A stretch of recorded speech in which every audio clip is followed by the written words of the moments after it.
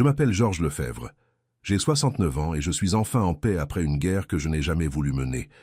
En tant qu'ancien chef de dépôt à la SNCF, je pensais avoir bâti un héritage pour mon fils Sébastien et sa femme Élodie. Une maison remplie d'amour. C'était jusqu'à ce que j'entende ma belle-fille murmurer son plan de Noël pour obtenir ma signature sur des papiers, puis me placer en EHPAD juste après le Nouvel An. Elle a qualifié ma maison de poule aux œufs d'or qu'il fallait vendre au plus vite. J'ai simplement souri et gardé le silence.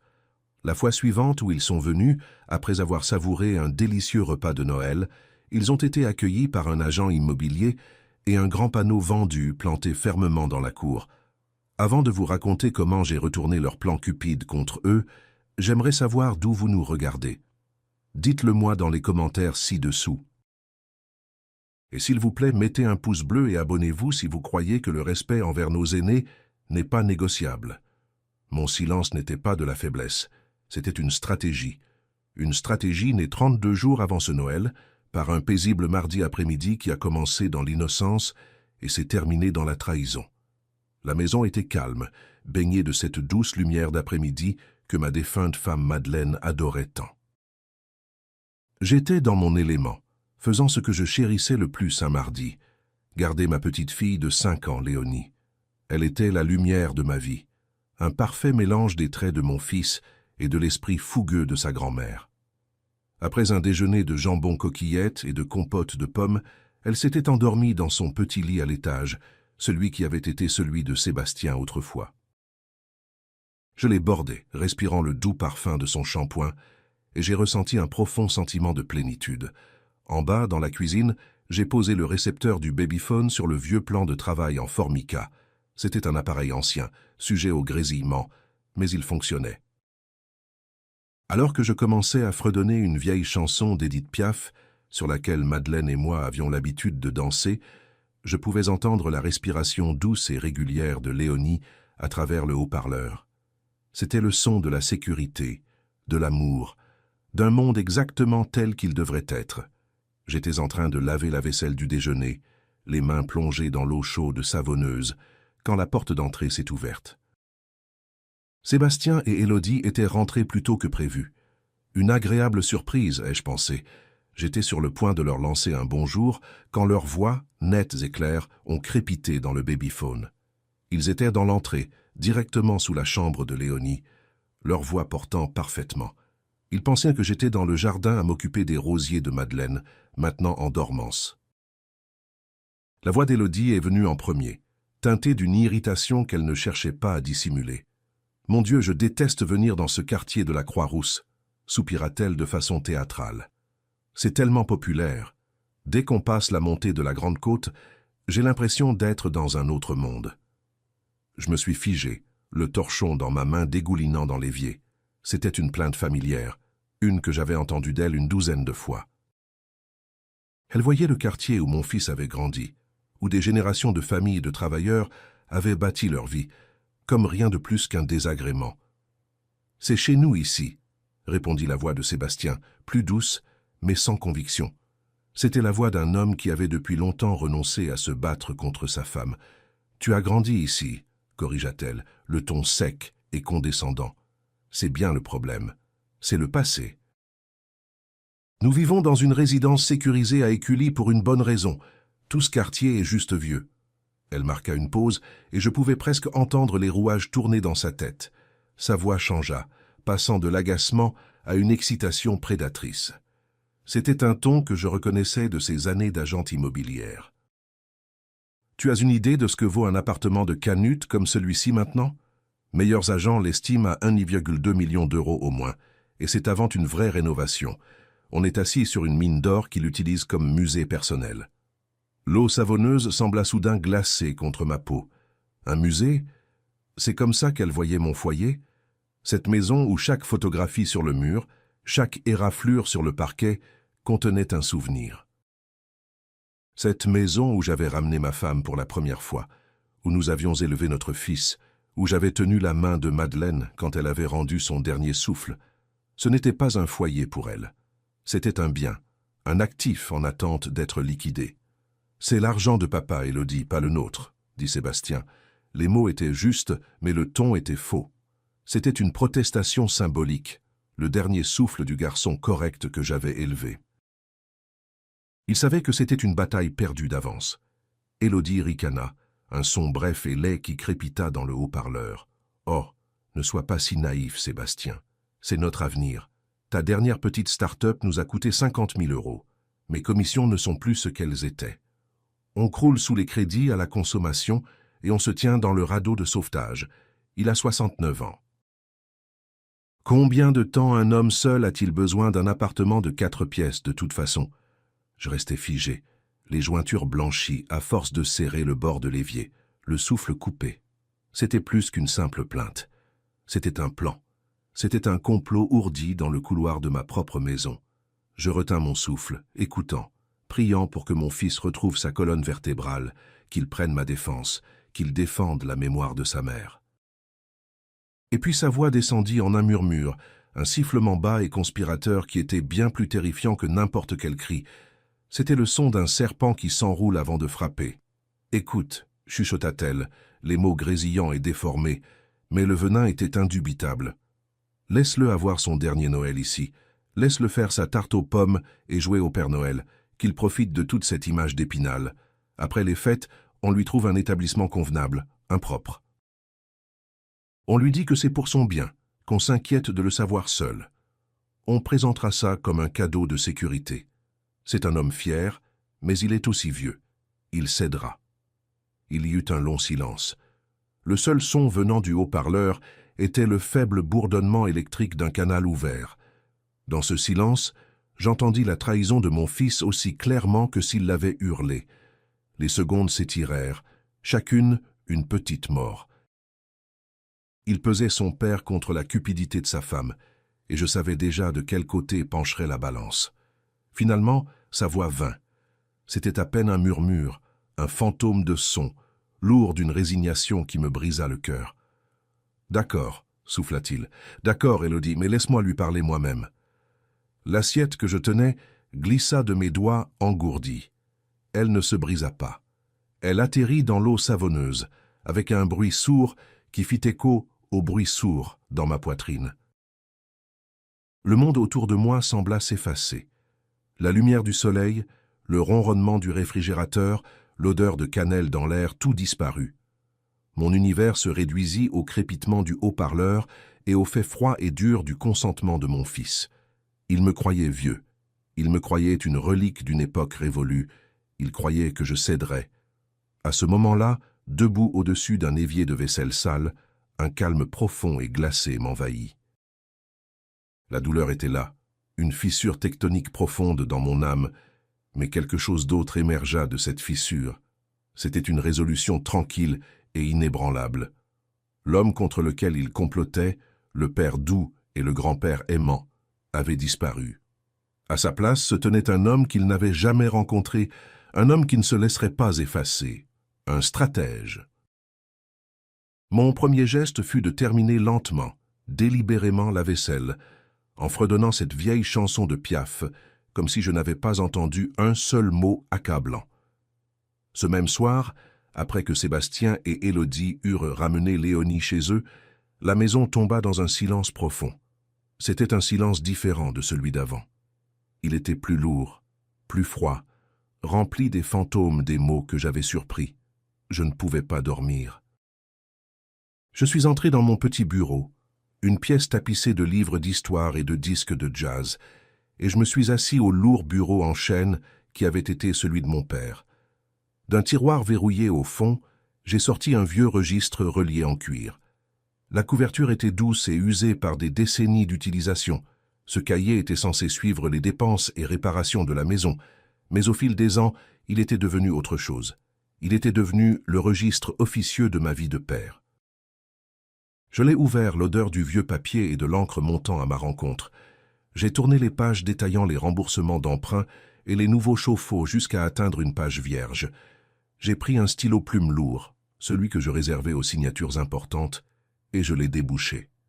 Ma main était parfaitement stable. Je n'étais plus un père pleurant une trahison. J'étais un comptable et il était temps de vérifier les comptes. La première entrée à laquelle j'ai pensé datait d'il y a des années. Le souvenir était aussi clair qu'une photographie. J'étais assis à ce même bureau, et Sébastien, tout juste sorti de son école de commerce, était assis dans le fauteuil en face de moi. Il avait 22 ans et l'excitation du diplôme s'était déjà estompée, remplacée par la réalité écrasante de son relevé de prêt étudiant. 40 000 €. C'était une somme considérable, une ancre attachée à lui avant même que sa vie n'ait pris le large. Je me souviens de l'expression sur son visage, un mélange de peur et de honte. Il ne pouvait même pas croiser mon regard. Il fixait simplement le papier dans ses mains, comme si c'était un verdict. Ma femme Madeleine était encore avec moi à l'époque. Nous avions nos propres rêves pour la retraite. Un voyage pour voir les pyramides, peut-être une croisière dans les fjords de Norvège. Nous avions un bas de laine que nous avions soigneusement constitué pendant 30 ans, témoignage d'une vie de discipline et d'épargne. Nous avons vu la peur dans les yeux de notre fils. Et sans une seconde d'hésitation, nous avons fait un choix. Je me souviens avoir pris la facture de sa main et avoir dit « Ton avenir est le seul investissement qui compte, fiston. Ta mère et moi allons nous en occuper. » Il a levé les yeux, écarquillé par un soulagement si profond qu'il ressemblait à de la douleur. « Papa, je ne peux pas vous laisser faire ça, » dit-il, la voix chargée d'émotion. J'ai juste souri. C'est déjà fait. Le lendemain, j'ai signé le chèque qui a vidé une part importante de nos économies de toute une vie. Ça m'a fait du bien. C'était juste. C'était l'acte d'un père qui sécurisait l'avenir de son fils. Dans le registre, sous le titre « Investissement », j'ai écrit « Études de Sébastien » et à côté le chiffre 40 000. J'ai tourné la page du registre. Les années ont défilé. Madeleine nous a quittés, laissant un trou dans mon cœur et dans cette maison qui ne pourrait jamais être comblée. Sébastien a rencontré Élodie. Au début, j'étais heureux pour lui, mais ensuite les demandes ont commencé. Elles étaient subtiles au début, puis elles sont devenues des attentes. Je me souviens du jour où ils sont venus annoncer leur fiançailles. Ils étaient si enthousiastes, parlant d'un avenir dans un appartement moderne avec vue sur la presqu'île. Le problème, c'était l'apport, 80 000 €. C'était une somme tellement au-delà de leurs moyens que c'en était risible. Mais ils ne riaient pas. Élodie parlait le plus, ses mots fluides et répétés. Elle appelait ça un investissement stratégique dans leur avenir, une façon de construire un patrimoine. Elle faisait comme si c'était eux qui me faisaient une faveur en me permettant de participer. Sébastien était juste assis là, hochant la tête, un sourire plein d'espoir sur le visage. J'ai regardé mon fils et j'ai vu un garçon qui voulait offrir à la femme qu'il aimait le monde entier, même si cela signifiait utiliser toute la retraite de son père comme levier. J'ai dit oui. J'ai vendu une partie de mon portefeuille d'actions, ces mêmes actions sur lesquelles je comptais vivre, et j'ai signé un autre chèque. Dans le registre, j'ai écrit « Appartement de Sébastien et Élodie » et à côté, le chiffre 80 000. Ce n'était que le début. Cela a ouvert les vannes. Sébastien, encouragé par la conviction d'Élodie qu'il était un génie incompris, a décidé qu'il était entrepreneur. D'abord, ce fut un service de livraison de café artisanal. C'est comme Uber, mais pour la caféine, papa. Ça ne peut pas échouer. Cela a fait 30 000 € pour une machine à expresso professionnelle et une camionnette floquée. Ça a échoué en 6 mois. Ensuite est venue la pâtisserie bio pour chiens, inspirée par leur nouveau bulldog français de race. Les gens dans cette ville dépensent plus pour leurs chiens que pour leurs enfants, papa. C'est une mine d'or. Cela a fait 25 000 € de plus pour du matériel de pâtisserie et des ingrédients biologiques. La mine d'or a fait faillite en moins d'1 an. À chaque fois, le discours était le même. Sébastien exposait le plan d'affaires bancal avec un enthousiasme débordant. Et Élodie était assise à côté de lui, hochant la tête avec encouragement, ponctuant de mots à la mode comme « disruption du marché » et « scalabilité ». Il faisait passer la dette pour une aventure. À chaque fois, j'ai cédé. Comment aurais-je pu dire non? Comment aurais-je pu être celui qui se met en travers des rêves de mon fils? J'étais son père. C'était mon rôle de croire en lui, surtout quand personne d'autre ne le ferait. Ma main a parcouru la page, mon stylo grattant dans la pièce silencieuse. Camionnette café, 30 000. Biscuits pour chiens, 25 000. Gadgets connectés, encore 20 000. Les chiffres s'empilaient, chacun un monument à mon propre aveuglement volontaire. J'ai posé le stylo. La page était pleine. Une colonne de dates, de descriptions et de chiffres. Mon écriture était nette, presque clinique, comme si j'enregistrais les dépenses d'un étranger. J'ai attrapé la vieille calculatrice sur mon bureau, son panneau solaire recouvert d'une fine couche de poussière. J'ai commencé à taper. Le clic doux des touches en plastique était le seul son dans la pièce. 40 000 plus 80 000 plus 30 000 plus 25 000 plus 20 000. Je me suis arrêté, le doigt suspendu au-dessus de la touche égale. Pendant un moment, je ne voulais pas voir le résultat. J'avais peur de la vérité nue et indéniable qu'il représenterait. Mais je devais savoir. J'ai appuyé sur le bouton. Le chiffre qui est apparu sur le petit écran LCD m'a coupé le souffle. 275 000 €. J'ai fixé le chiffre pendant un long moment. Ce n'était pas un chiffre représentant l'amour, le soutien ou le devoir paternel. C'était le prix de ma propre sottise. C'était le coût de la faiblesse de mon fils et de l'ambition de sa femme. À leurs yeux, je n'étais pas un père. J'étais un fonds, une ligne de crédit qui ne fermait jamais. Et à ce moment-là, regardant ce chiffre froid et dur, j'ai compris. Ce n'avait jamais été un don, c'était une série de transactions, et j'avais été le seul à ne pas comprendre les termes, jusqu'à maintenant. Mais les chiffres sur la page, aussi choquants soient-ils, ne racontaient pas toute l'histoire. La vraie dette qu'il me devait ne pouvait pas se mesurer en euros. Elle se mesurait en souvenirs. Elle se mesurait dans le fantôme de ma femme, Madeleine. Je me suis calé dans mon fauteuil, le cuir grinçant doucement, et j'ai regardé autour de mon petit bureau. Mon regard s'est posé sur une photographie fanée au mur, une photo de Madeleine et moi, tous deux âgés d'une petite trentaine, debout sur le seuil de cet appartement. Nous étions couverts de taches de peinture, épuisés, mais rayonnants de bonheur. La banque avait à peine approuvé notre prêt. Nos familles nous disaient que nous étions fous. Le quartier de la Croix-Rousse était considéré comme rude à l'époque, et le vieil appartement de Canute était dans un état proche de la ruine. Les fenêtres laissaient passer les courants d'air, la plomberie était un désastre, et une famille de souris avait élu domicile dans les combles. Mais Madeleine voyait au-delà de la décrépitude. Elle avait une vision. Elle a traversé les pièces poussiéreuses et négligées, et a vu non pas ce qu'elles étaient, mais ce qu'elles pouvaient devenir. Elle voyait un foyer, et parce qu'elle le voyait, je le voyais aussi. Nous avons passé chaque week-end et chaque soirée pendant 2 ans à redonner vie à cet endroit. Je me souviens de l'odeur de sueur et de peinture fraîche, une odeur qui pour moi sera toujours celle de l'espoir. Je me souviens de nous arrachant l'horrible papier peint taché d'humidité de la salle à manger pour découvrir en dessous de magnifiques briques d'origine. Madeleine a applaudi de joie, ses yeux pétillants d'une façon qui me faisait toujours mal au cœur d'amour. C'est elle qui a choisi la couleur bleu profond pour les murs de notre chambre, disant que ça lui rappelait le ciel du soir. J'ai posé le parquet du salon moi-même, lame après lame, mes genoux hurlant de protestation, tandis qu'elle chantait avec la radio et m'approvisionnait en citronnade. Cet appartement n'était pas quelque chose que nous avions acheté, c'était quelque chose que nous avions bâti, un témoignage vivant de notre union. Chaque lame de parquet que j'ai poncée, chaque mur qu'elle a peint, était un vers dans le long poème d'amour de notre mariage. C'est ici que nous avons ramené Sébastien de la maternité, un petit paquet gigotant enveloppé dans une couverture bleue. C'est ici que nous avons marqué sa taille sur un chambranle de porte année après année.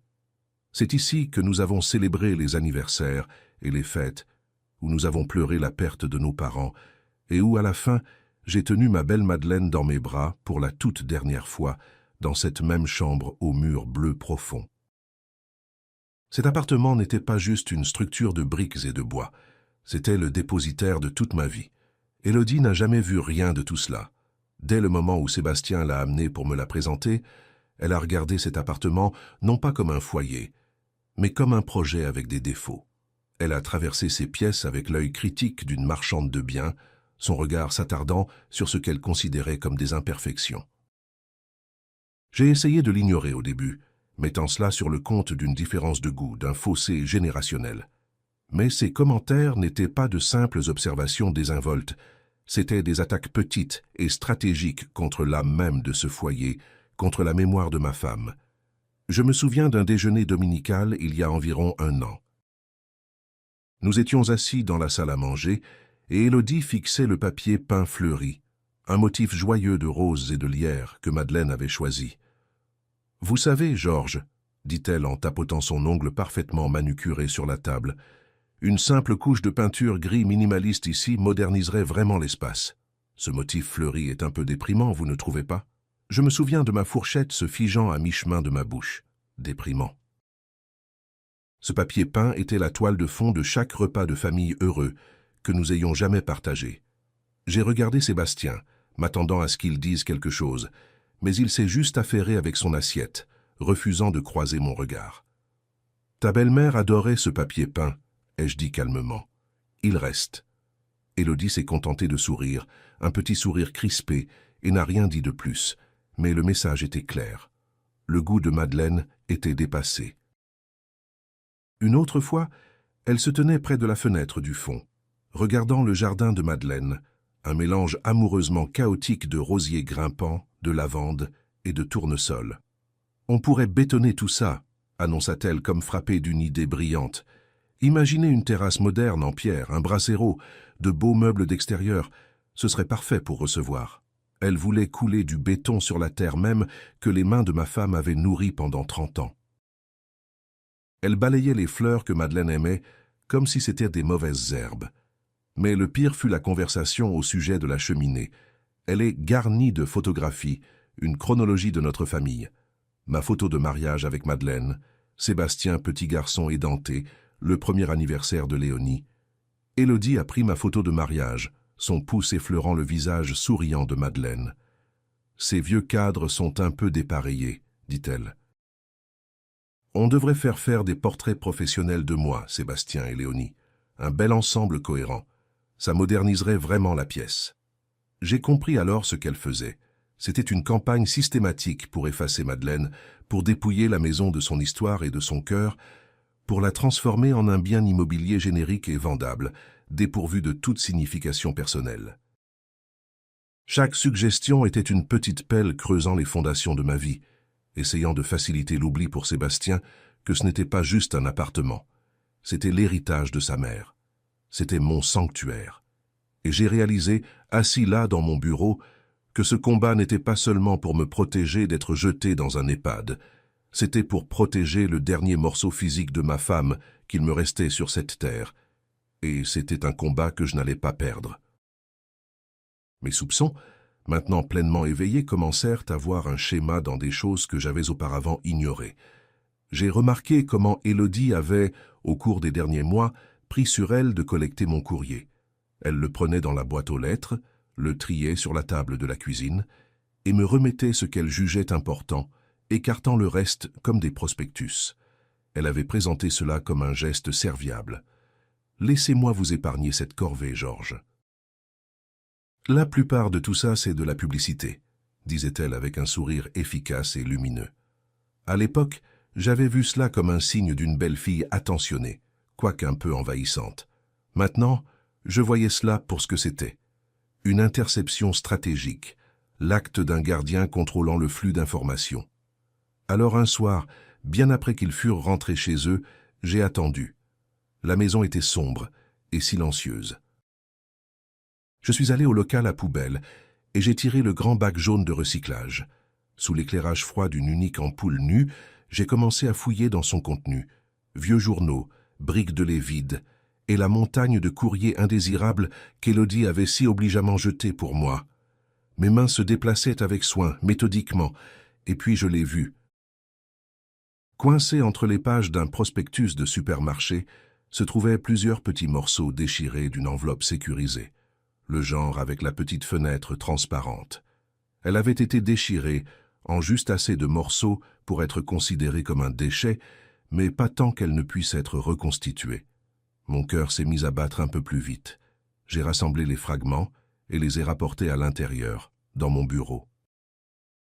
Sous la lumière vive de ma lampe de bureau, je me sentais comme un archéologue reconstituant un texte ancien et accablant. J'ai soigneusement disposé les morceaux sur une feuille de papier et j'ai commencé à les scotcher ensemble. Le logo qui émergea était celui d'une grande banque, mais une avec laquelle je n'avais jamais fait affaire. Mon nom et mon adresse étaient parfaitement alignés dans la fenêtre plastique. C'était un relevé de carte de crédit. Une terreur froide, aiguë et métallique envahit ma bouche. Le dernier morceau de scotch en place, je tenais la lettre reconstituée dans ma main. C'était un résumé de l'activité récente d'une carte Platinum Elite, une carte émise au nom de Georges Lefebvre, une carte avec une limite de crédit de 20 000 €, une carte que je n'avais jamais demandée. Mes yeux parcoururent la liste des achats, et à chaque ligne, la terreur se transforma en une fureur froide et dure. Il y avait un achat de 4 000 € dans une boutique de sacs de luxe, rue du Faubourg Saint-Honoré à Paris. J'imaginais Élodie se pavanant avec un nouveau sac de créateur, un achat financé par un compte frauduleux à mon nom. Il y avait un autre achat de 1 500 € pour un week-end spa à Saint-Tropez. J'imaginais elle et Sébastien se faisant masser et soigner le visage, se relaxant dans des peignoirs moelleux, leur week-end de loisirs payé par une version fantôme de moi. Et puis il y avait les restaurants, toute une série, des endroits au nom français sophistiqués, et au menu sans prix où un seul dîner coûtait plus que mon budget course de la semaine. Le solde total approchait déjà les 12 000 €, tout dépensé ces 2 derniers mois. J'ai laissé tomber le papier sur mon bureau comme s'il m'avait brûlé la main. Cela changeait tout. Leur plan, tel que je l'avais surpris, était cruel. C'était un complot né de la cupidité et du mépris. Mais ça, c'était un délit. C'était une usurpation d'identité. C'était un acte calculé de fraude. Elle n'avait pas seulement prévu de prendre ma maison. Elle m'avait déjà volé, utilisant mon bon nom et mon excellent dossier de crédit, un dossier que j'avais passé une vie à construire, comme sa caisse noire personnelle. Toute trace persistante de tendresse paternelle, toute possibilité même lointaine d'une confrontation qui pourrait mener à une réconciliation, s'évapora à ce moment-là. Il n'y aurait pas de discussion familiale. Il n'y aurait pas d'appel larmoyant à la conscience de mon fils. Élodie avait fait passer cela d'un conflit familial à une affaire pénale. Elle m'avait donné l'arme même dont j'avais besoin pour non seulement me défendre, mais pour m'assurer qu'ils feraient face aux pleines conséquences de leurs actes. Je me suis levé et j'ai marché jusqu'à la fenêtre, regardant la rue calme et endormie. Ils me croyaient une relique. Ils me croyaient une victime. Ils n'avaient aucune idée qu'ils venaient de m'armer jusqu'aux dents. Armé de la preuve froide et tangible de leur crime, je savais que ma prochaine étape ne pouvait pas être une confrontation émotionnelle. Ce n'était plus une affaire de famille à régler autour de la table, c'était une guerre. Et dans une guerre, on a besoin d'un général. Je ne connaissais qu'une seule personne à la hauteur. Elle s'appelle Françoise Marchand. Françoise et moi avons grandi dans le même quartier, nos familles allaient à la même église, et nous nous connaissions depuis plus de 50 ans.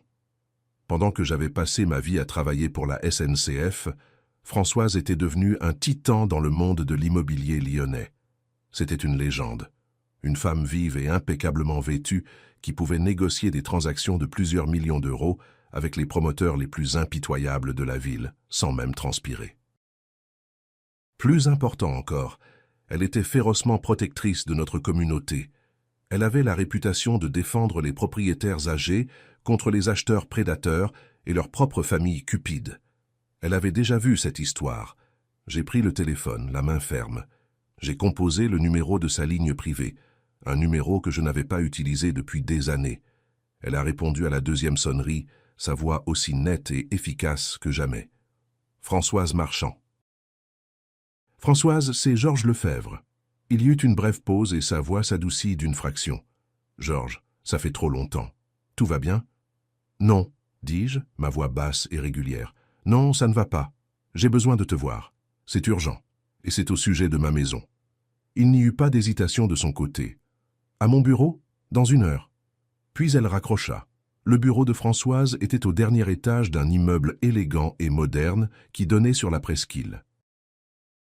L'espace était minimaliste et puissant, tout en verre et acier. Un monde à part des pièces chaleureuses et pleines de souvenirs de mon appartement de Canute. Elle se tenait près de la fenêtre quand je suis entré, une silhouette contre le paysage urbain scintillant.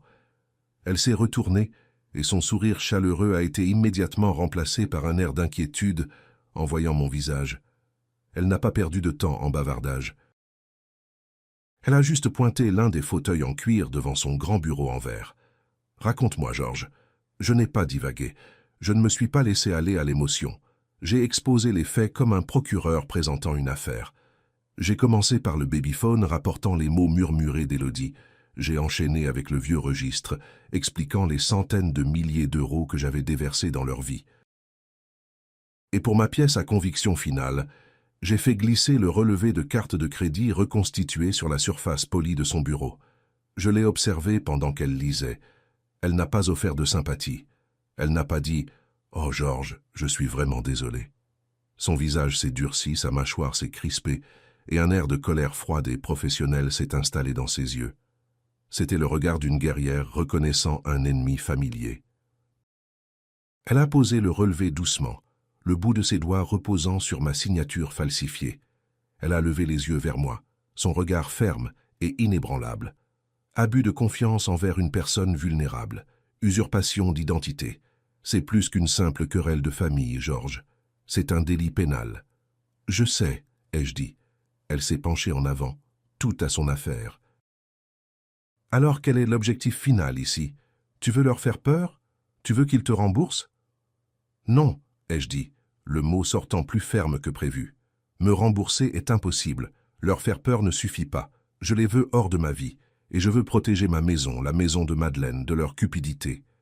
Je veux m'assurer qu'ils ne puissent jamais y toucher. Françoise hocha lentement la tête, son esprit déjà au travail, évaluant les variables, formulant une stratégie. D'accord, parlons du bien. L'appartement est à ton nom et à ton nom seul? Correct. Titre de propriété clair, plus d'emprunt? C'est exact, ai-je dit. Je l'ai remboursé il y a 15 ans. Bien, dit-elle, une lueur de satisfaction dans les yeux. Ça veut dire qu'ils n'ont aucun droit légal, zéro. On peut les couper complètement. Donc, on a plusieurs options. On peut le placer dans une SCI ou... Elle marqua une pause, me regardant intensément.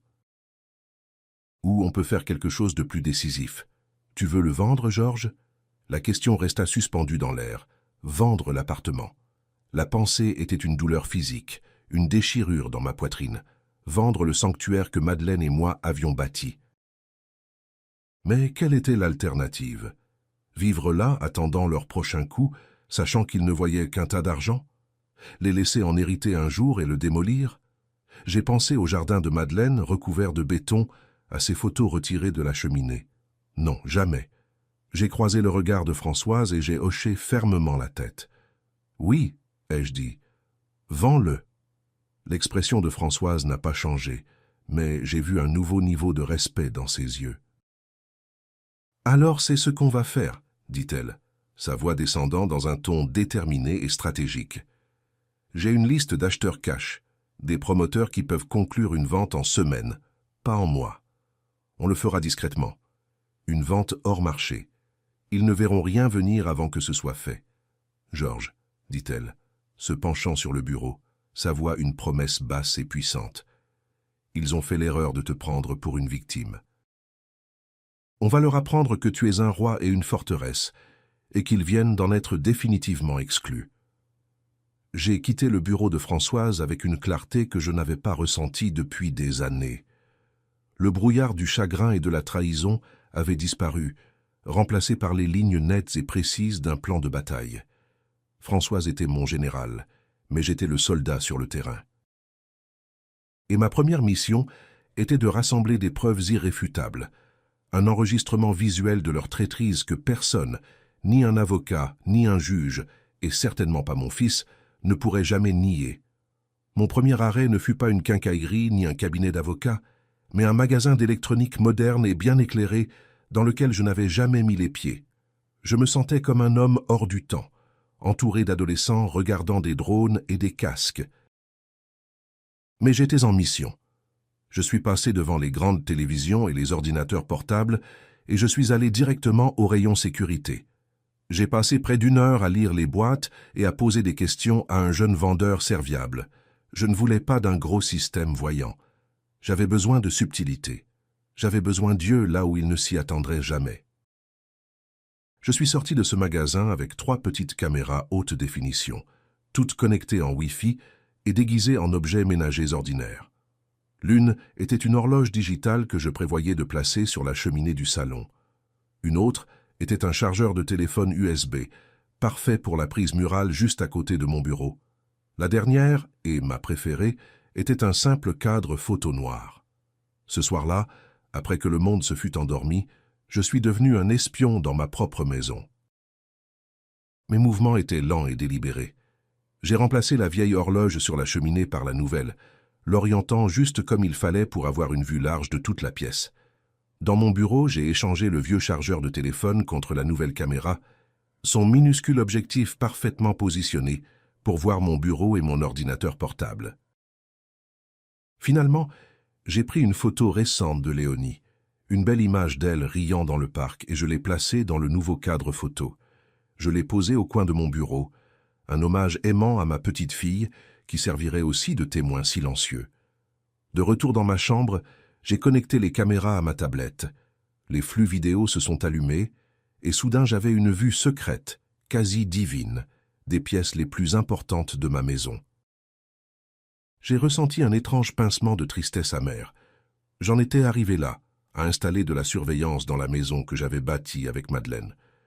Mais cette tristesse fut rapidement supplantée par un sens froid et aiguisé de la détermination. Je n'étais plus une victime passive. J'étais un chasseur et je posais mon piège. Le piège avait besoin d'un appât. Je savais qu'Élodie était opportuniste. Elle ne pourrait pas résister à une chance de mettre la main sur plus de mon argent, surtout si elle pensait que c'était facile. L'opportunité parfaite arriva dans le courrier 2 jours plus tard, cachée dans une pile de ce qu'elle aurait appelé des prospectus. C'était une lettre de ma banque, une lettre d'apparence très officielle avec une pré-approbation pour un prêt hypothécaire. C'était une lettre marketing standard, mais le chiffre imprimé en gras n'avait rien de standard. Il offrait une ligne de crédit allant jusqu'à 120 000 €. C'était un chiffre conçu pour faire écarquiller les yeux, un montant tentant, capable de changer une vie. Je ne l'ai pas ouverte, je l'ai laissée scellée. Le mardi suivant, avant que Sébastien et Élodie n'arrivent pour déposer Léonie, j'ai soigneusement placé la lettre sur la petite pile de factures sur mon bureau. Je ne l'ai pas mise sur le dessus. Je l'ai glissée au milieu, partiellement cachée par une facture d'électricité et un catalogue. Elle était juste assez visible pour attirer l'œil de quelqu'un qui cherchait ce qu'il ne devrait pas. La scène était prête, les caméras tournaient. Tout ce que j'avais à faire maintenant, c'était attendre. 3 jours plus tard, Élodie vint seule, sous le prétexte de déposer quelques courses qu'elle avait prises pour moi. Sébastien était supposément coincé dans une réunion. Je savais que c'était ma chance. Je l'ai accueilli chaleureusement, l'ai aidé à ranger les courses. Et puis je lui ai dit que j'allais dans le jardin pour tailler un peu les vieux rosiers de Madeleine. « Prenez votre temps, Georges, » dit-elle, sa voix dégoulinante de fausse douceur. « Vous méritez de vous détendre. » Je suis sorti par la porte de derrière, mais au lieu d'aller au jardin, je me suis glissé dans le petit cabanon. Je me suis assis sur un seau retourné dans la lumière faible et poussiéreuse. J'ai sorti ma tablette et j'ai ouvert l'application des caméras. Mon cœur battait la chamade. Le spectacle allait commencer. Pendant 10 minutes, rien ne se passa. Je la regardais sur l'écran se déplacer dans le salon, ajustant les coussins, passant son doigt sur la cheminée poussiéreuse. Puis elle dériva vers mon bureau. La caméra du chargeur de téléphone me donna une vue parfaite, en gros plan. Je la regardais tandis que ses yeux parcouraient la pile de courriers sur mon bureau. Ils s'arrêtèrent. Elle se pencha plus près. Sa main, comme un serpent, jaillit et attrapa la lettre du prêt hypothécaire au milieu de la pile. Elle jeta un regard nerveux vers la porte du jardin, puis déchira rapidement l'enveloppe. Je la regardais lire la lettre, ses yeux s'écarquillant au chiffre de 120 000 €. Un sourire lent et cupide se répandit sur son visage. C'était le moment. Elle s'assit dans mon fauteuil, et tira un bout de papier du tiroir. Et puis je regardais, stupéfait, tandis qu'elle commençait à s'exercer à reproduire ma signature. « Georges Lefebvre », écrivit-elle encore et encore, imitant les boucles et les traits de mon écriture qu'elle avait vus sur les innombrables chèques que j'avais signés pour eux.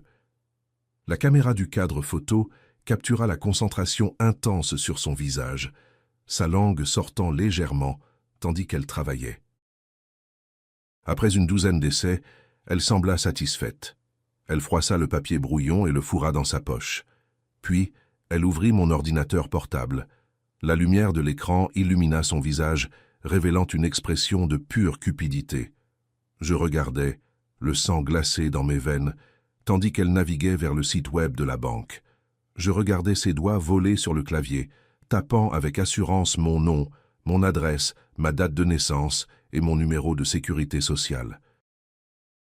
Toutes les informations qu'elle avait rassemblées en m'aidant si serviablement avec mes papiers.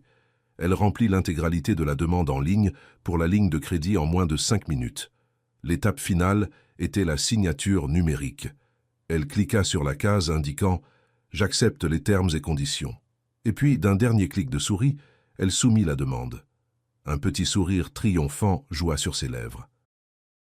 Elle ferma l'ordinateur portable, replaça soigneusement la lettre ouverte dans la pile de courrier et se leva comme si rien ne s'était passé. Le crime était consommé. Dans le cabanon, j'ai appuyé sur l'écran de ma tablette, sauvegardant tout l'enregistrement accablant. Je n'ai ressenti aucune surprise, seulement un sentiment sombre et glaçant de validation. Je la tenais maintenant. J'avais capturé son âme véritable en vidéo. La vidéo d'Élodie était la preuve irréfutable. C'était la preuve froide et tangible d'un crime capturé en haute définition. Mais alors que je regardais les images en boucle, un sentiment dérangeant s'installa dans mon ventre. La vidéo montrait la main d'Élodie, son visage, sa signature. Mais où était mon fils dans tout ça? Était-il un partenaire volontaire dans ce stratagème, ou était-il juste un homme faible, manipulé, trop aveuglé par l'ambition de sa femme pour voir la vérité? Au fond de moi, je devais savoir. Je devais lui donner une dernière chance d'être l'homme que j'avais élevé, l'homme que Madeleine avait adoré. J'avais besoin de l'entendre de sa propre bouche. J'avais besoin de confirmer sa complicité. Alors, j'ai tendu un autre piège. Celui-là appâté, non pas avec une lettre, mais avec l'inquiétude feinte d'un père. J'ai appelé Sébastien et lui ai demandé de venir seul. Je lui ai dit que le robinet de la cuisine fuyait, un petit problème crédible. Avant son arrivée, j'ai pris un petit dictaphone numérique que j'avais acheté et je l'ai placé sur la table basse, niché entre une pile de vieux magazines. Il était activé par la voix, son petit microphone impossible à distinguer d'un élément de décor moderne. Sébastien arriva, l'air agité, se plaignant déjà de la circulation. Je l'ai conduit à la cuisine et pendant quelques minutes, nous avons joué nos rôles familiers.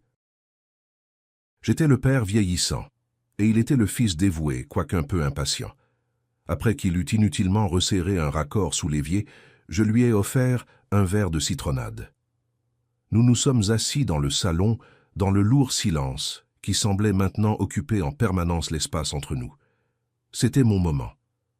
Je me suis penché en avant, essayant de donner à ma voix un air aussi sincèrement confus et inquiet que possible. « Fiston », ai-je commencé, ma voix calme.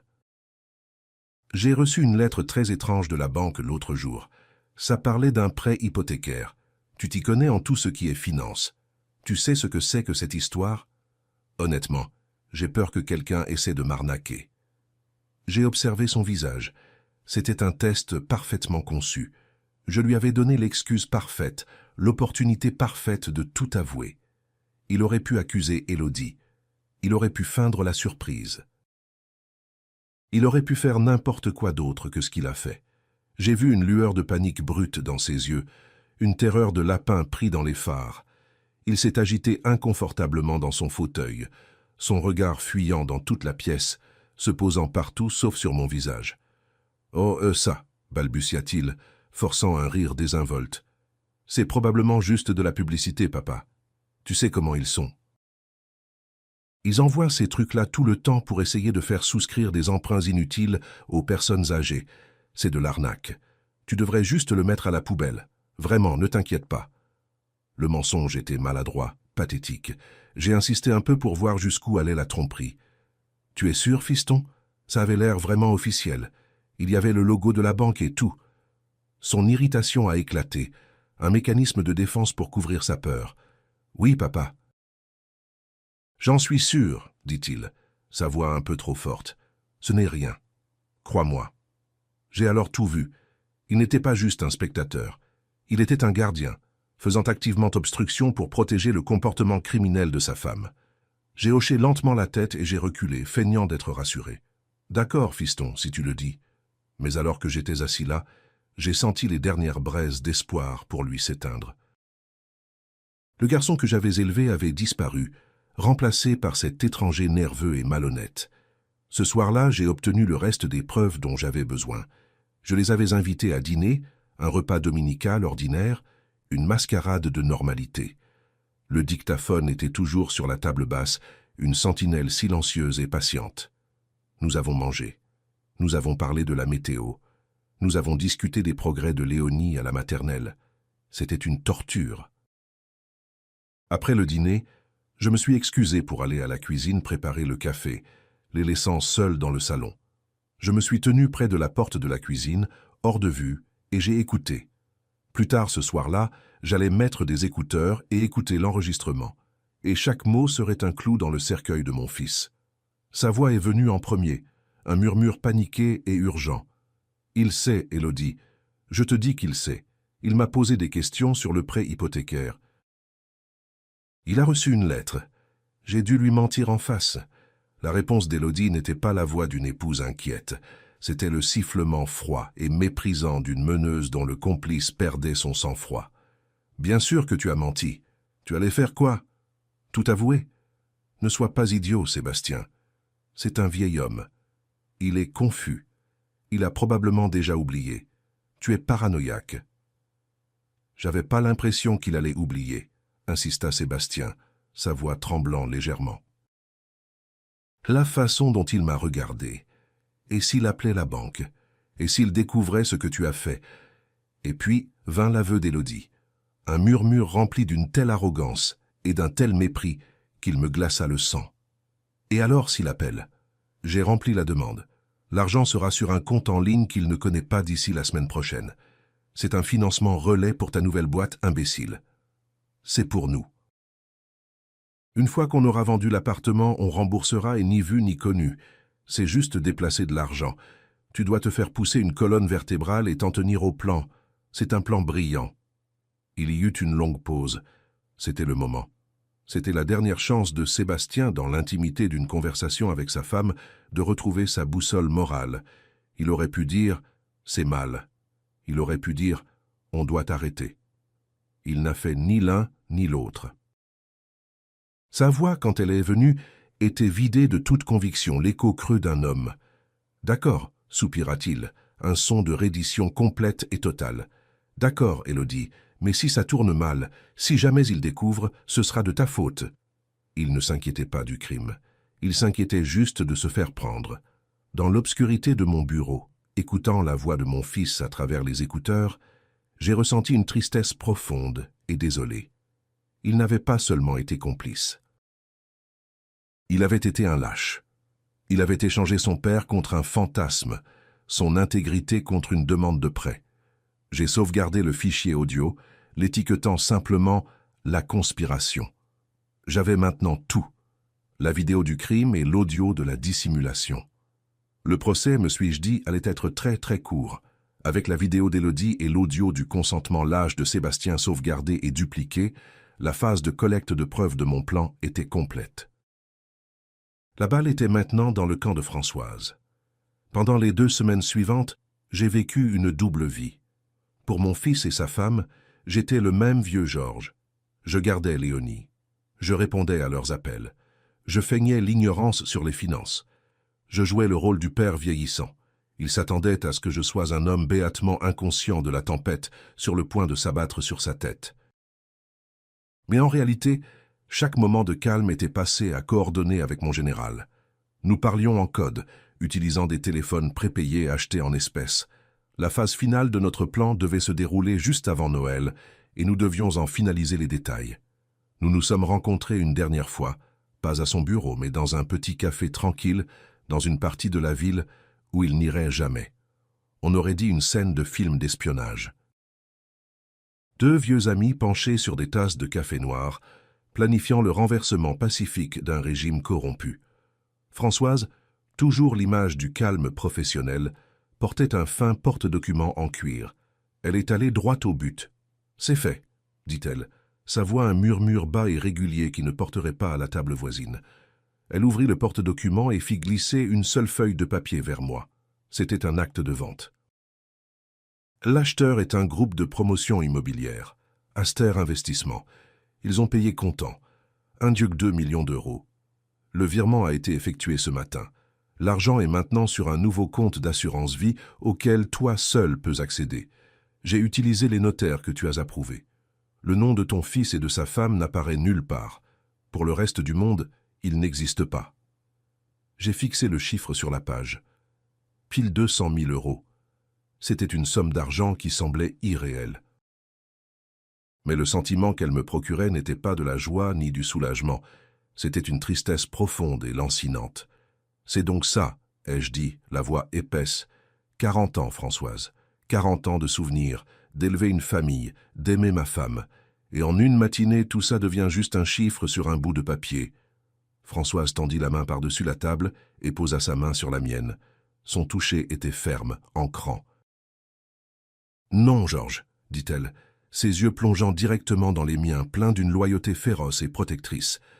Les 40 ans sont là-dedans, dit-elle en tapotant sa tempe de l'autre main. Et là-dedans, ajouta-t-elle en touchant son cœur, c'est la partie de la maison qu'ils ne peuvent jamais vendre, et c'est la partie que tu protèges. Le papier n'est que l'armure. Ils essayaient de voler les briques et le bois, mais ce qu'ils voulaient vraiment voler, c'était ta dignité et ta tranquillité d'esprit. Tu viens de t'assurer qu'ils ne peuvent avoir ni l'une ni l'autre. J'ai pris une profonde inspiration, ces mots me stabilisant. Elle avait raison, ce n'était pas une fin, c'était une libération. Alors, dis-je, ma voix plus claire maintenant. Que se passe-t-il ensuite? L'acte de vente est officiellement enregistré auprès du cadastre demain matin à 9 h, le 24 décembre, dit-elle. À partir de la veille de Noël, tu seras légalement un invité dans une maison qui ne t'appartient plus. Les promoteurs ont déjà revendu le bien à une famille privée, les Nguyen. Ils connaissent la situation générale et ils ont accepté de jouer leur rôle là-dedans. Elle vérifia sa montre. Ils doivent arriver pour prendre possession de leur nouvelle propriété à 11 h le jour de Noël. Je serai avec eux. Mon esprit s'emballa. Le jour de Noël. Le timing était parfait, poétique même. Ils viennent pour le brunch le matin de Noël, lui ai-je dit. Ils pensent qu'ils vont enfin avoir la conversation avec moi au sujet de mon avenir. Un sourire sinistre, sans humour, effleura les lèvres de Françoise. Oh, ils vont avoir une conversation sur l'avenir. D'accord, dit-elle. Mais pas celle qu'ils avaient prévue. Nous sommes restés assis en silence encore un moment, le poids tacite de ce qui allait se passer s'installant entre nous. C'était le point de non-retour, le coup final dans une partie que je n'avais jamais voulu jouer. Françoise fit glisser l'acte de vente dans son porte-document et se leva. « C'est l'heure, Georges, dit-elle doucement. C'est l'heure d'en finir. » J'ai levé les yeux vers ma vieille amie, mon général, et j'ai hoché la tête. « Oui, ai-je dit. C'est l'heure. » Le matin de Noël arriva non pas avec le joyeux carillon des cloches, mais avec le bourdonnement calme et tendu d'une bataille sur le point de commencer. L'odeur de la tarte aux pommes de Madeleine emplissait l'air, un dernier hommage parfumé à une vie qu'ils avaient essayé d'effacer. Sébastien et Élodie arrivèrent à 10 h précises, les bras chargés de cadeaux, leurs visages arrangés en masques de joie festive. Nous avons fait les gestes, le rituel creux de l'échange de cadeaux. Ils m'ont offert une montre coûteuse que je ne porterai jamais et un pull en cachemire 2 tailles trop grand. Je les ai remerciés. Ma voix une parfaite imitation d'un père reconnaissant. À l'intérieur, j'étais un ressort tendu, un prédateur silencieux, attendant que sa proie entre dans la clairière. Après que le dernier papier cadeau eut été débarrassé, nous nous sommes assis dans le salon avec des parts de tarte et des tasses de café. J'ai vu Sébastien et Élodie échanger un regard, un signal silencieux et télépathique. La représentation allait commencer. Élodie posa son assiette sur la table basse et vint s'asseoir sur le pouf devant mon fauteuil. Elle posa sa main sur mon genou, son toucher censé transmettre chaleur et intimité, mais il me parut aussi froid et dur qu'une pierre. « Georges, commença-t-elle, sa voix une symphonie soigneusement modulée d'inquiétude. Sébastien et moi avons beaucoup discuté dernièrement et nous sommes juste un peu inquiets pour vous. Sébastien, comme sur signal, se pencha en avant depuis le canapé. Il ne pouvait pas vraiment croiser mon regard. Son regard fixait un point sur le tapis. Elle a raison, papa. On t'aime.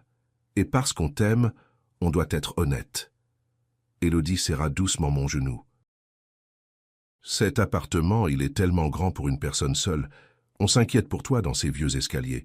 On s'inquiète que tu sois seul tout le temps. Et si tu tombais? Et si quelque chose arrivait? On ne le saurait pas pendant des heures. Son visage était un masque parfait d'anxiété aimante. Elle avait une liste de raisons, toutes répétées, toutes conçues pour sonner comme si elles naissèrent de l'amour, pas de l'avidité.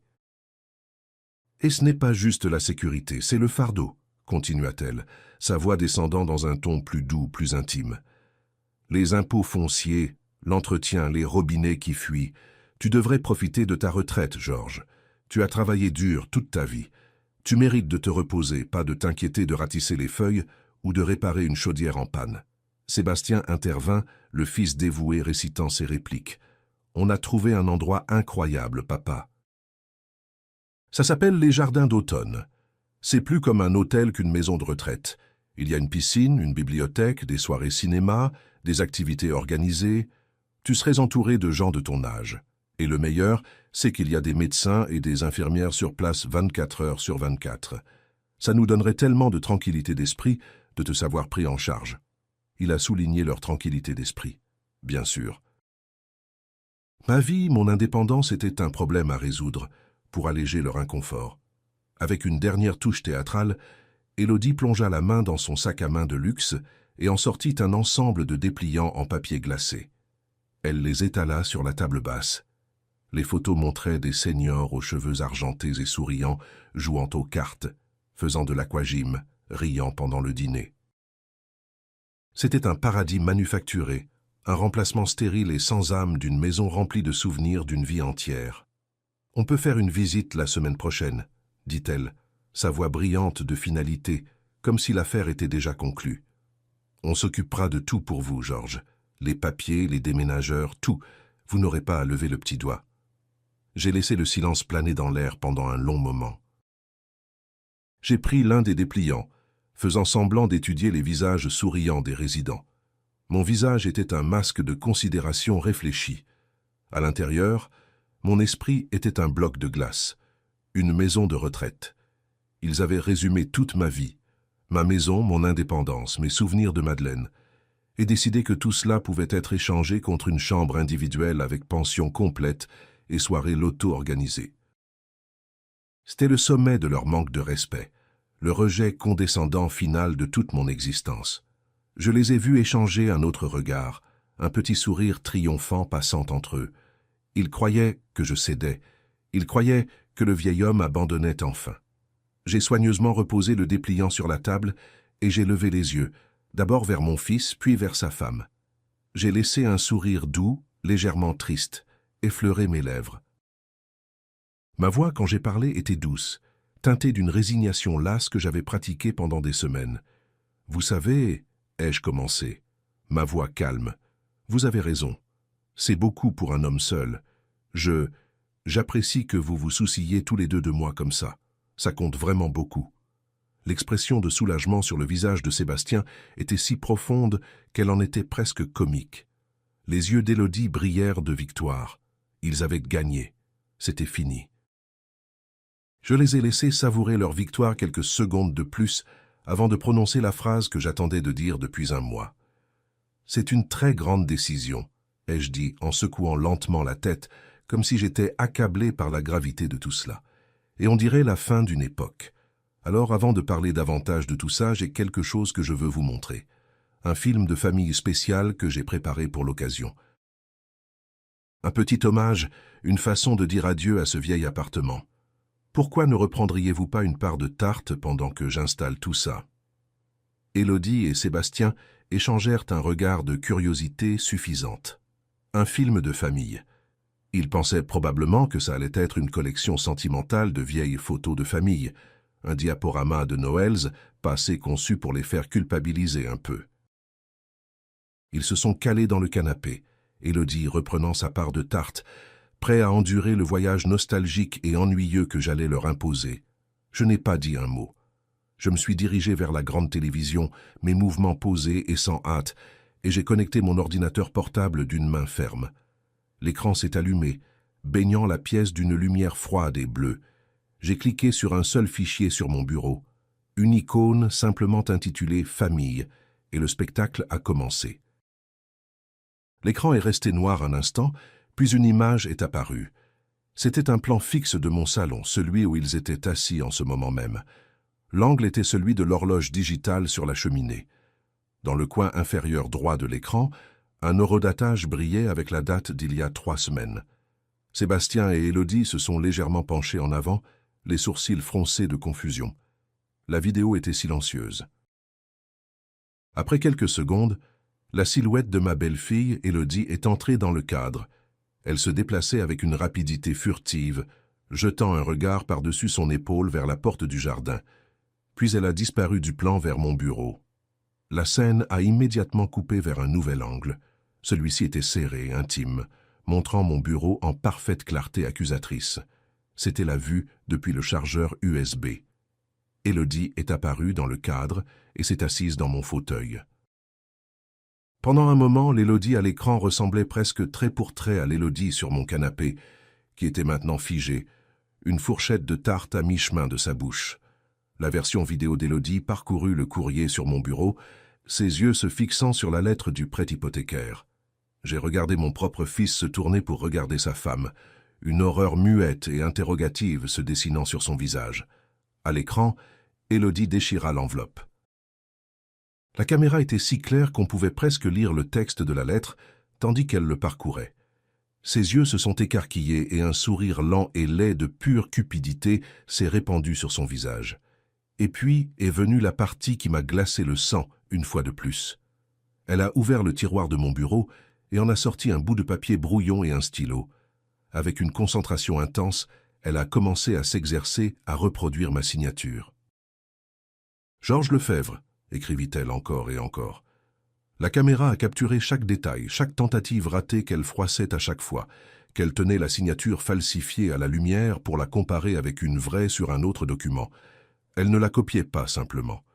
Elle l'étudiait, l'apprenait, dévorant mon identité. Dans le salon, un petit son étranglé s'échappa de la gorge d'Élodie. La fourchette tomba bruyamment de sa main sur l'assiette. La vidéo à l'écran passa à un troisième et dernier angle. La vue était celle du cadre photo au coin de mon bureau, celui contenant la photo de ma petite fille souriante. Cet angle capturait le visage d'Élodie, illuminé par la lueur de l'écran de mon ordinateur portable. La vraie Élodie sur le canapé laissa échapper un hoquet de stupeur. À l'écran, elle ouvrit mon ordinateur portable et commença à taper avec une assurance terrifiante. J'ai narré la scène d'une voix basse et calme, comme si j'étais un documentariste. D'abord, elle navigue vers le site web de la banque, dis-je, ma voix coupant à travers le silence de la pièce. Puis elle tape mes informations personnelles, mon numéro de sécurité sociale, ma date de naissance, le nom de jeune fille de ma mère, toutes les informations qu'elle a rassemblées en organisant si serviablement mes dossiers pour moi. J'ai regardé le visage de Sébastien s'effondrer. La vérité le frappait comme un coup physique. À l'écran, les doigts d'Élodie volaient sur le clavier, tandis qu'elle remplissait la demande en ligne. Chaque champ était complété, chaque case était cochée, et puis vint le moment final du crime. La demande demandait une signature numérique. Élodie cliqua calmement sur la case acceptant les termes et conditions en mon nom. Puis elle déplaça le curseur et cliqua sur le bouton « Soumettre la demande ». Un petit sourire de triomphe joua sur ses lèvres. Elle avait réussi. Elle avait volé 120 000 € de la valeur de ma maison et elle croyait s'en être tirée. La vidéo se termina et l'écran devint noir. Mais le spectacle n'était pas terminé. L'acte final était uniquement audio. Dans la pièce sombre et silencieuse, un nouveau son commença à jouer à travers les haut-parleurs de la télévision. C'était un enregistrement, légèrement étouffé, capturant une conversation privée murmurée. La voix de mon fils vint en premier, chargée de panique. « Elle sait, Élodie. Je te dis qu'il sait. Il m'a posé des questions sur le prêt hypothécaire. Il a reçu une lettre. J'ai dû lui mentir en face. La voix d'Élodie suivit, cinglante et pleine de mépris. Bien sûr que tu as menti. Tu allais faire quoi? Tout avouer? Ne sois pas idiot, Sébastien. C'est un vieil homme. Il est confus. Il a probablement déjà oublié. Tu es paranoïaque. J'avais pas l'impression qu'il allait oublier, insista la voix enregistrée de Sébastien, tremblant légèrement. Et s'il appelait la banque? Et s'il découvrait ce que tu as fait? Et puis vint l'aveu complet et arrogant d'Élodie, ses mots murmurés emplissant le salon comme un gaz toxique. Et alors, s'il appelle? J'ai rempli la demande. L'argent sera sur un compte en ligne qu'il ne connaît pas d'ici la semaine prochaine. C'est un financement relais pour ta nouvelle boîte, imbécile. C'est pour nous. Une fois qu'on aura vendu l'appartement, on remboursera, et ni vu, ni connu. C'est juste déplacer de l'argent. Tu dois te faire pousser une colonne vertébrale et t'en tenir au plan. C'est un plan brillant. Il y eut une longue et terrible pause dans l'enregistrement. Et puis vinrent les derniers mots, ceux qui avaient scellé le sort de mon fils. Sa voix, un murmure creux de reddition. D'accord, d'accord, Élodie. Mais si ça tourne mal, si jamais il découvre, ce sera de ta faute. Le fichier audio prit fin. L'écran resta noir. Le seul son dans la pièce était le bourdonnement sourd de l'électronique de la télévision. Le silence était absolu, plus lourd et plus accablant que n'importe quel cri. J'ai lentement tendu la main et allumé une petite lampe de table. Dans sa lueur douce, j'ai vu leur visage. Celui d'Élodie était un masque de pure terreur primitive. Sa bouche était ouverte, mais aucun mot n'en sortait. Elle était un animal pris au piège, fixant le visage du chasseur. Sébastien ne la regardait pas. Il ne regardait pas la télévision. Il me fixait, son visage blanc comme un linge. Le mensonge avait disparu. La représentation était terminée. Et dans ses yeux, j'ai vu la ruine pathétique et écroulée de l'homme qu'il aurait pu être. Le silence qui suivit l'enregistrement était une chose vivante. Il emplissait la pièce, les étouffant dans la vérité de ce qu'ils avaient fait. Le visage d'Élodie était un désordre chaotique de rage et de panique. Son masque soigneusement construit de civilité s'était brisé en 1 million de morceaux. Sébastien était un fantôme, pâle et tremblant, ses yeux fixés sur moi avec un regard de pur désespoir agonisant. Il avait été pris et il savait qu'il n'y avait pas d'échappatoire. Et puis un son coupa à travers la tension suffocante, aussi net et clair que le marteau d'un juge. La sonnette retentit. Élodie et Sébastien sursautèrent tous les deux au son. Moi, cependant, je l'attendais. « Je vais ouvrir, dis-je, ma voix calme tandis que je me levais de mon fauteuil. Je me suis dirigé vers la porte d'entrée, mes pas réguliers et sans hâte. Quand je l'ai ouverte, Françoise Marchand se tenait sur mon palier, aussi puissante et élégante qu'une reine dans son tailleur ajusté et impeccable. À côté d'elle se tenait un couple d'âge moyen sympathique qui me regardait avec des yeux bienveillants et compatissants. « Françoise, monsieur et madame Nguyen, dis-je en ouvrant la porte plus grand. Entrez, je vous en prie, votre timing est parfait. » Ils entrèrent dans le vestibule. Les yeux de Françoise balayèrent la scène dans le salon, prenant note de la fureur terrifiée d'Élodie et de la forme brisée de Sébastien. Son visage était un masque de professionnalisme froid. « Qu'est-ce que c'est que ça ?» Sébastien réussit finalement à balbutier, sa voix à peine un murmure. « Qui sont ces gens, papa ?» Élodie retrouva sa voix, un son rauque et grinçant. « Qu'est-ce qui se passe, Georges ?» Françoise s'avança, prenant le contrôle de la pièce. Elle ne me regarda pas. Elle s'adressa directement à Sébastien et Élodie, son ton poli, mais teinté de l'autorité froide de quelqu'un qui détient toutes les cartes. « Monsieur Lefebvre, Madame Lefebvre, je m'appelle Françoise Marchand, et voici Monsieur et Madame Nguyen. Je crois que vous êtes dans leur appartement. » La déclaration resta suspendue dans l'air un moment, si audacieuse et impossible qu'elle ne sembla pas s'enregistrer. Élodie fut la première à réagir, laissant échapper un rire court et hystérique. « Leur appartement ? Mais de quoi parlez-vous ? C'est l'appartement de Georges, c'est la maison de famille. » Françoise ne discuta pas, elle n'éleva pas la voix. Elle ouvrit simplement le porte-documents en cuir qu'elle portait et en sortit une épaisse liasse de documents maintenus ensemble par un trombone. « Plus maintenant, dit-elle, sa voix coupant à travers l'hystérie d'Élodie comme du verre. La vente a été finalisée hier matin à 9 heures. Le titre de propriété a été officiellement transféré. Le bien appartient désormais légalement à mes clients, monsieur et madame Nguyen. J'ai ici des copies de l'acte et de l'attestation de vente, tous enregistrés au cadastre. Elle s'avança et posa les documents sur la table basse devant eux. « Je crains, dit-elle, sa voix dénuée de toute sympathie, que vous ne soyez en situation d'intrusion. » Sébastien fixa les documents légaux comme si c'était un serpent venimeux. Ses mains tremblaient tellement qu'il ne pouvait même pas les atteindre. Élodie se contenta de fixer, son esprit refusant de traiter l'information. Tandis qu'ils étaient figés dans l'incrédulité, Françoise fit un petit signe de tête presque imperceptible à M. Nguyen.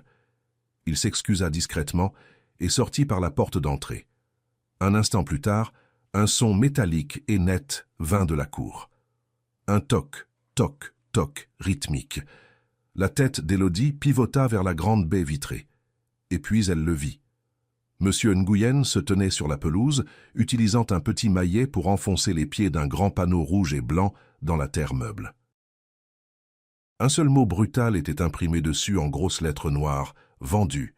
Ce fut le moment où Élodie craqua définitivement. La vue de ce panneau, la finalité commerciale et vulgaire de tout cela, brisa le dernier reste de sa contenance. Un cri brut et guttural s'arracha de sa gorge. « Non !» hurla-t-elle en bondissant sur ses pieds. « Non, vous ne pouvez pas. Il ne peut pas faire ça. » Elle se tourna pour me faire face, son visage déformé en un masque de pure rage. Toute prétention de belle-fille aimante disparut à jamais. « Il n'est pas capable de prendre des décisions. On va vous attaquer en justice. On va tous vous attaquer en justice. » Elle pointa un doigt tremblant vers moi, ses yeux fous de haine. « Espèce de vieux fou sénile, tu as tout gâché. » Je n'ai pas bronché. Je suis juste resté là et j'ai regardé le spectacle, la dernière crise désespérée d'une voleuse frustrée. Son âme laide et vraie était enfin exposée aux yeux de tous. Et face à son hystérie, mon silence était la réponse la plus puissante de toutes. La tirade d'Élodie emplit la pièce, un torrent d'insultes laides et de menaces désespérées. Elle me traitait de fou, de monstre, de vieux sénile qui avait ruiné sa vie.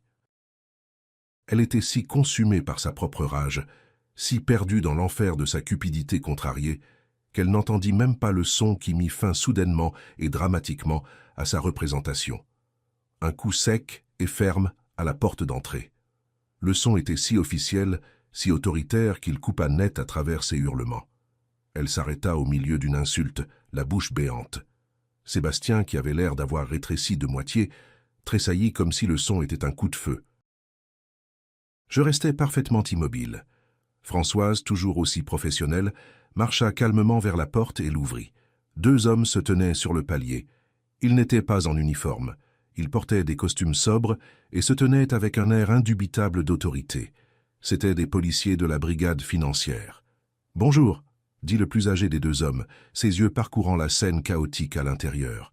« Nous cherchons un monsieur Georges Lefebvre. » Je me suis avancé, mon cœur battant un rythme lent et régulier. « Je suis Georges Lefebvre. » L'officier hocha la tête, son regard s'attardant un moment sur le visage terrifié d'Élodie et la posture brisée de Sébastien avant de revenir vers moi. « Monsieur, je suis le commandant Morel. Nous avons reçu la plainte que vous avez déposée en ligne hier soir concernant une potentielle fraude bancaire et usurpation d'identité. Nous sommes ici pour recueillir votre déposition officielle. » Le visage d'Élodie, qui était rouge de rage, devint couleur de craie. Le mot « fraude » prononcé à voix haute par un officier de police en sa présence rendit la situation terriblement réelle. Toute combativité sembla la quitter, remplacée par une peur animale et primitive. Sébastien ferma simplement les yeux, comme s'il espérait qu'en les rouvrant, tout cela n'aurait été qu'un terrible cauchemar. Le commandant Morel me regarda, attendant. Je n'avais pas besoin de lui faire une longue déclaration décousue. Mes preuves s'étaient préparées. Mon dossier était déjà constitué. Je me suis dirigé vers la petite table où se trouvait mon ordinateur portable et j'ai calmement débranché une petite clé USB noire. Je l'ai tenue dans ma paume un moment. Elle semblait impossiblement petite pour contenir tant de trahisons, tant de preuves de leur crime. Je me suis approché de l'officier et je la lui ai tendue. Commandant, dis-je, ma voix claire et ferme sans trace de colère ni de triomphe, je crois que vous trouverez tout ce dont vous avez besoin sur cette clé. Il y a des images vidéo en haute définition de la fraude en train d'être commise et il y a un enregistrement audio clair de la conspiration ultérieure pour dissimuler cette fraude. Le commandant Morel prit la clé USB de ma main, son expression indéchiffrable. Il regarda du petit morceau de plastique dans sa main aux deux personnes qui étaient maintenant ses principaux suspects. Il fit un petit signe de tête à son collègue. Le second officier s'avança. « Sébastien Lefebvre, Élodie Lefebvre, dit-il, sa voix ne laissant aucune place à la discussion. Vous devez nous accompagner au commissariat pour répondre à quelques questions. » Ce fut alors que les derniers vestiges de la défiance d'Élodie s'effondrèrent. « Non, gémit-elle, de vraies larmes coulant maintenant sur son visage. Vous ne comprenez pas. C'est lui, c'est un vieux fou. Il essaie de nous piéger. » L'officier ignora sa protestation, prenant son bras d'une poigne ferme mais douce. Son collègue fit de même avec Sébastien, qui n'offrit aucune résistance. Il était complètement vaincu, une marionnette dont on avait coupé les fils. Alors que l'officier le menait vers la porte, mon fils, mon unique enfant, me regarda une dernière fois. Ses yeux étaient écarquillés, suppliants, remplis de l'incrédulité terrifiée d'un petit garçon qui avait finalement été pris. « Papa, murmura-t-il, sa voix se brisant. « Papa, s'il te plaît. » J'ai regardé mon fils, le garçon que j'avais élevé dans cette maison même, le garçon que j'avais aimé plus que ma propre vie. Et j'ai ressenti non pas de la haine, mais une tristesse profonde, immense et déchirante. C'était la fin du chemin. Il n'y avait plus de chèques à signer, plus de secondes chances à donner. Il n'y avait que la vérité. J'ai passé ma vie entière à te donner tout ce dont je pensais que tu avais besoin, fiston, dis-je, ma voix calme, mais portant à travers la pièce silencieuse. Un foyer, une éducation, un filet de sécurité pour chaque fois que tu tombais. Mais je vois maintenant que j'ai échoué à te donner la seule chose qui compte vraiment, une colonne vertébrale. Il tressaillit comme si je l'avais frappé. Ceci est ta dernière leçon. C'est ce qui arrive quand on confond la bonté avec la faiblesse. C'est la conséquence de tes choix. Je me suis approché d'un pas et mes derniers mots étaient pour lui seul. Tu avais déjà un foyer, Sébastien. Toi et ta femme avez choisi une prison à la place. Adieu, mon fils. Les officiers les ont emmenés dehors. La porte s'est refermée derrière eux avec un clic doux et final, et la guerre était terminée. C'était il y a 3 mois. La porte d'entrée de mon ancien appartement s'est refermée ce jour-là sur un chapitre de ma vie, sur une version de ma famille qui n'existe plus. Je n'habite plus dans cet appartement. Je vis maintenant dans un appartement moderne, au 20e étage, avec un mur de fenêtres qui donne sur les toits de Lyon. C'est plus petit, plus épuré, et il n'a pas un seul fantôme. Le silence ici n'est pas lourd de trahisons non dites. C'est un silence paisible, choisi, rempli seulement du son des disques de jazz que je passe le soir et du doux bourdonnement de la ville en contrebas. Le 1,2 million d'euros de la vente est en sécurité. Ce n'est pas pour une vie de luxe, c'est pour une vie de paix. Une part importante est maintenant placée dans une assurance-vie irrévocable pour ma petite fille Léonie. Son avenir sera assuré, protégé des retombées de la cupidité et de la sottise de ses parents. Je la vois le week-end. Je l'emmène au parc et dans les musées. Dans ses yeux innocents, je vois encore l'héritage de ma femme, Madeleine, et je m'assurerai que cet héritage soit un héritage d'amour et de force, pas d'amertume. Élodie a accepté une procédure de plaidé coupable. Elle purge une peine de 2 ans pour plusieurs chefs d'escroquerie. Sébastien, pour sa coopération, a reçu 5 ans de sursis avec mise à l'épreuve. J'entends dire qu'ils travaillent dans un petit emploi, essayant de rembourser la montagne de dettes qu'ils avaient accumulées. Notre relation est terminée. Il n'y a plus rien à reconstruire. Je ne tire aucune joie de la chute de mon fils. Il y a une tristesse profonde et lourde qui ne me quittera probablement jamais. Un père ne devrait pas avoir à être l'architecte des conséquences de son propre fils. Mais j'en suis venu à comprendre que mes actions ce matin de Noël n'étaient pas un acte de vengeance. C'était un acte profond et nécessaire de respect de soi. Pendant des années, j'avais confondu la bonté avec la faiblesse. J'avais laissé mon amour pour mon fils m'aveugler sur l'homme qu'il était devenu. Je pensais qu'en lui donnant tout ce qu'il voulait, je l'aidais. En réalité, je le handicapais, l'empêchant d'apprendre la valeur de l'intégrité. Ma femme, Madeleine, m'a aidé à bâtir notre foyer avec amour et sacrifice. Elle aurait eu le cœur brisé de le voir devenir un symbole de cupidité, un prix à gagner par la tromperie. En vendant l'appartement, je ne protégeais pas seulement un bien, je protégeais sa mémoire. J'honorais la vie que nous avions construite en refusant de la laisser être démantelée par des gens qui n'en comprenaient pas la vraie valeur. J'ai appris que la vraie force ne réside pas dans ce que vous pouvez donner à vos enfants. C'est leur apprendre la valeur de gagner les choses par eux-mêmes. Et j'ai appris que parfois, la seule façon de protéger la vie que vous avez construite est d'être prêt à lâcher le bâtiment lui-même. J'ai 69 ans, et pour la première fois depuis très longtemps, je suis vraiment libre. La leçon la plus dure que j'ai apprise est que l'amour inconditionnel ne doit jamais exiger un manque de respect inconditionnel. Pendant trop longtemps, j'ai cru que mon rôle de père était de fournir un filet de sécurité. Mais j'ai réalisé qu'un filet de sécurité sans limite n'est qu'un piège qui permet les mauvais comportements. La vraie force n'est pas seulement de donner, c'est de reconnaître sa propre valeur et d'exiger le respect que l'on mérite. Protéger sa paix et son héritage n'est pas un acte d'égoïsme. C'est l'acte ultime de préservation de soi. C'est une leçon qui est arrivée tard dans ma vie, mais c'est une leçon qui m'a enfin libéré. Qu'auriez-vous fait si vous aviez été à ma place? Dites-le moi dans les commentaires, et si cette histoire vous a touché, n'oubliez pas de vous abonner à Homme de Parole pour plus d'histoires qui donnent à réfléchir. À bientôt.